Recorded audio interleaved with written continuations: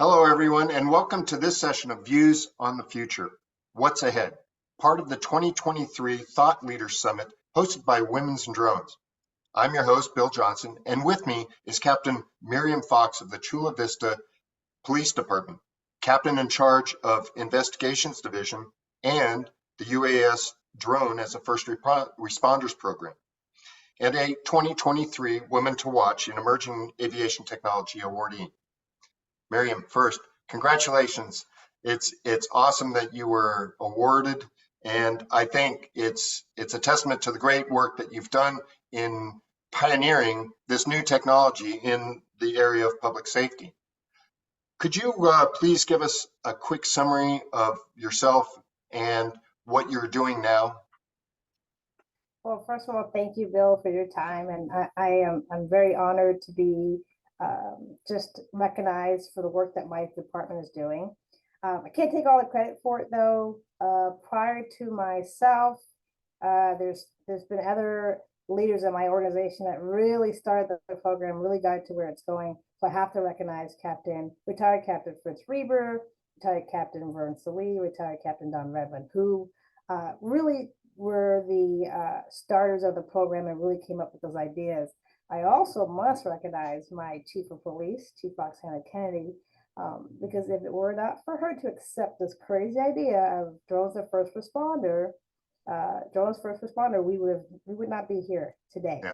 So for a little bit about myself, I've been on the department a little bit over 24 years.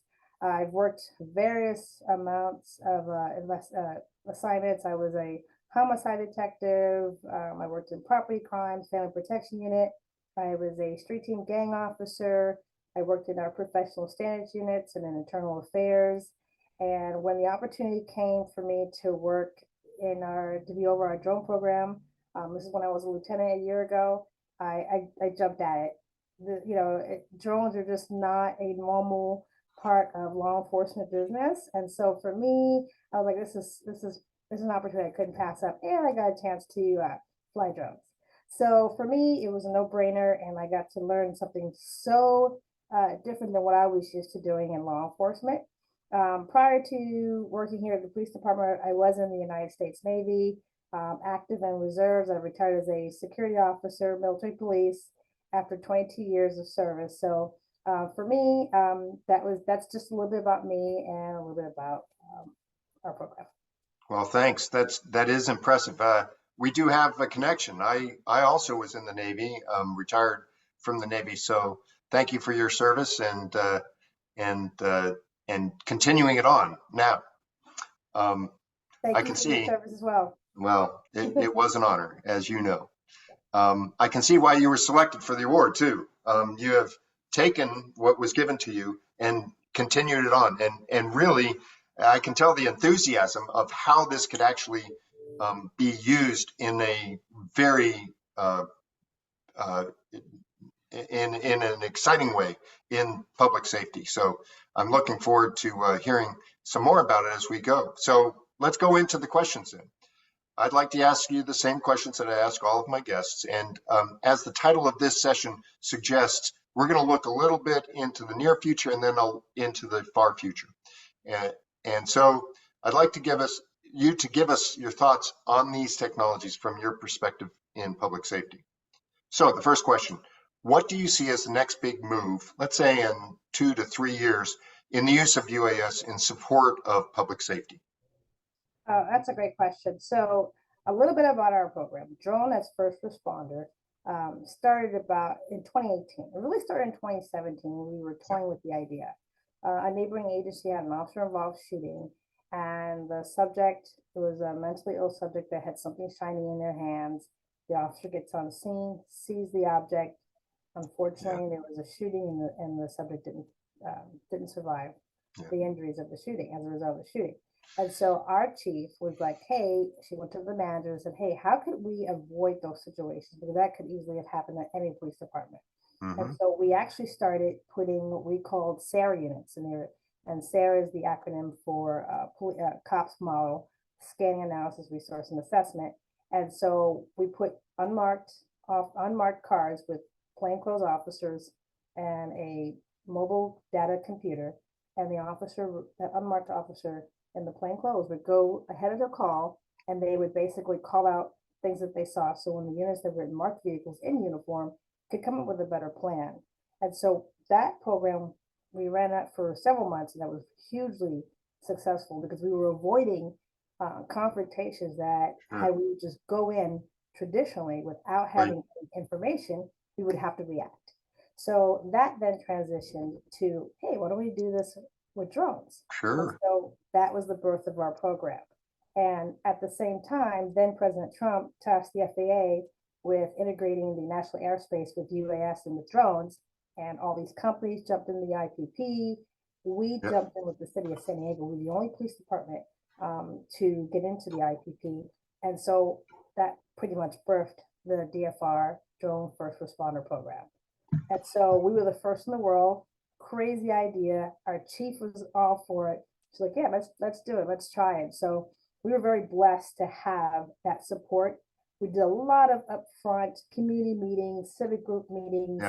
We wanted our community to know what we were doing, and it worked out great. And so right now since 2018, we're over 13,000 flights, 13,000 missions, and we can't put a value of what we have avoided, use of forces that we have avoided.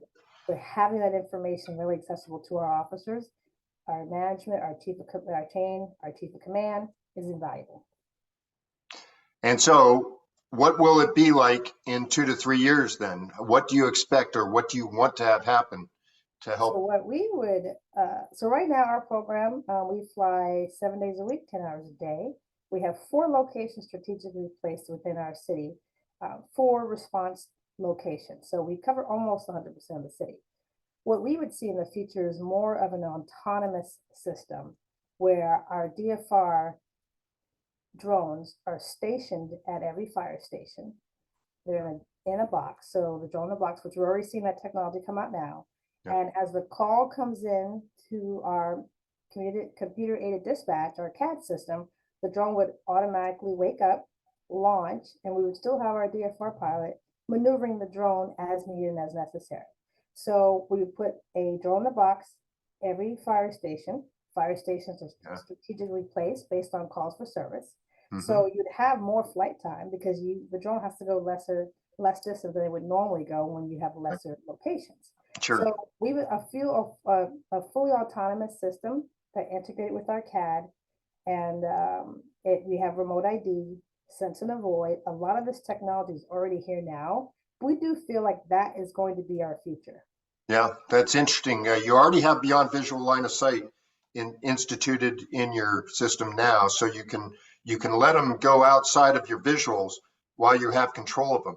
But this takes it that next step further. It just makes so much sense that everybody responds at the same time, including the drones. And information is king, right?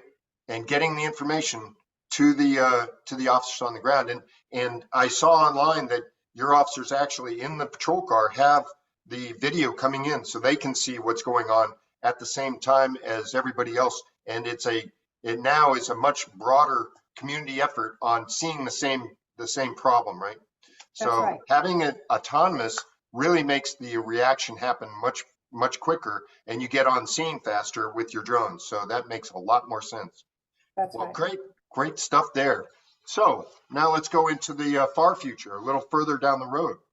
How do you see UAS as being used in public safety in, let's say, 10 years or whatever amount it takes for a vision that you would like to see? What's that look like? That, our wish list for 10 years or more would be a drone that assigned to each officer. So an officer goes in the field, they would check out their drone, and that drone would be assigned to the officer. And it'd be kind of like integrated with their body-worn camera, where an officer would go to the call, the drone would have the AI tracking per officer, and the drone would launch when there's a call.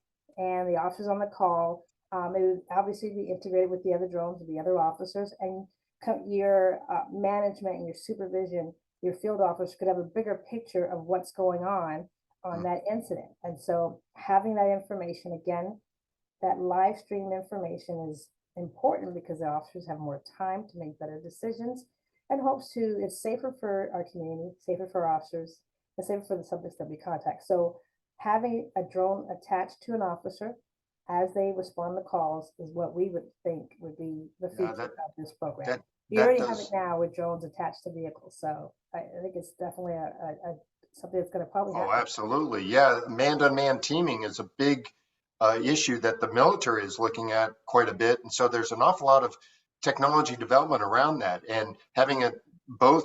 And have you considered perhaps having it connected to a helicopter or anything like that, that you could have, and you could swarm them, right? And have them linked together to really give a very good picture and a very good reaction capability for your information draw, right? Absolutely. So right now, with our drone plan, we regularly work with San Diego Police Department, San Diego Sheriffs in our county. Right. They have helicopters. We will have a drone up. They'll have the helicopter up as well. Okay. And so having in the future, that will just continue. Having that communication, them having the footage that we have, because again, this helps all of us. And right. we still feel like it won't just be our agency. More and more agencies are starting a DFR program. We're here to help. If anyone's interested, we tell them, please feel free to contact us and show us what we're doing, show you what we're doing, and then help you with getting your program up to speed. Oh man, that's exciting.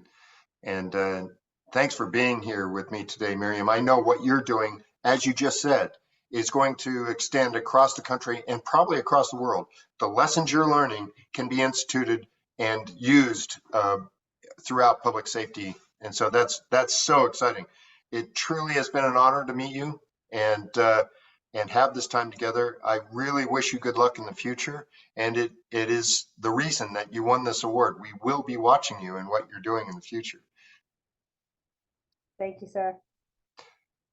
Okay, that's all for this session of Views of the Future. What's ahead? Thanks for joining us.